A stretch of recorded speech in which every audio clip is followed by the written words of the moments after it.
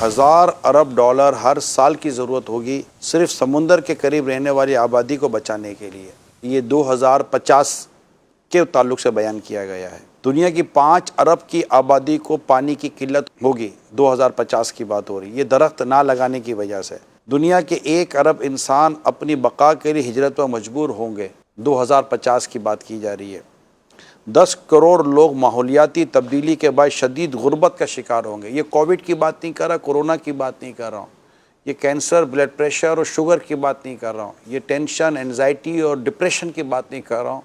یہ درخت شجر کاری نہ کرنے، درخت کے کاٹنے، جنگلات کی کمی، درختوں کی کمی کی وجہ سے جو کچھ نقصان ہونے کی باتیں کی جا رہی ہیں. بلکہ چلیں آپ 2050، 2030، 2020 آگے کی بات کے بجائے 2021 کے بارے میں جو لکھا، موسمیاتی تبدیلی 50 لاکھ اموات ہر سال اس سے ہو سکتی ہیں. 2021 کی یہ رپورٹ بیان کی گئی ہے.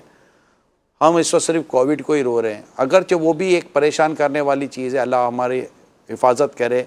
پانی کی قلت، یہ جو کچھ ہو رہا ہے، تو یقیناً اس کے لیے درخت، اس سے پہلے اتنا شاید ہمیں بھی نہیں اندازہ تھا، مجھے بھی نہیں پتا تھا.